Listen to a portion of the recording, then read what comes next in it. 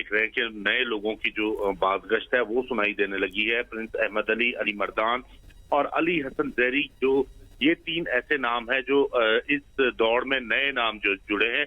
इससे कबल मैं आपको बताऊं कि अपोजिशन की जानिब से हमल कलमती और उस्मान बादीनी का नाम दिया गया था, जबकि हुकूमती इत्तेहाद जो है, जो बलूचिस्तान अवामी पार्टी, उसकी जानिब से जो साबिक ब्यूरोक्रेट थे बहरोज रेकी, इसके अलावा कोहता बाबर जो सेनेटर है, उनका नाम निगरान वजीर आला के लिए दिया गया था। ताहम अब हम देख रहे हैं कि एक नई पेशरफ्त हुई है इस दौड़ में, और प्रिंस अहमद अली जो साबिक रुकन सूबाई असेंबली हैं, उनका नाम जुड़ा है, अली मर्दान का नाम जुड़ा है, जबकि अली हसन ज़हरी, ये तीन नाम जो है वो नए जुड़े हैं। और आज जो है हम देख रहे हैं कि गुज़िश्ता रात भी अपोजिशन रहनुमा मलिक सिकंदर और वज़ीर आला बलूचिस्तान की माबैन एक मुलाकात हुई जो बेनतीजा साबित हुई थी।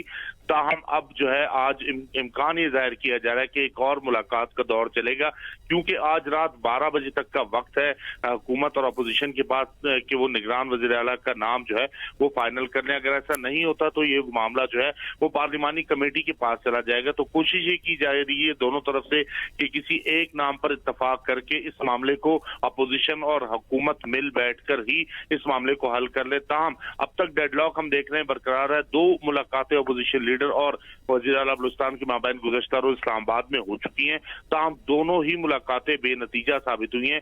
आज इम्कान ये जाहिर किया जा रहा है कि अब से कुछ देर बाद इस्लामाबाद में मुशावरती दौर एक और चलेगा और मुलाकात होगी अपोजिशन लीडर और वज़ीर आला बलूचिस्तान के माबैन, जिसमें जो है वो नए नामों और पुराने नामों को दोनों को सामने रख के उसमें एक नाम पर इत्तफाक करने की कोशिश की जाएगी। ताहम अब तक इस हवाले से जो है वो कोई हतमी फैसला नहीं किया जा सका। ताहम अभी तक कोई हतमी फैसला नहीं हो सका। Bureau chief Quetta Rizwan Saeed update करने के लिए शुक्रिया।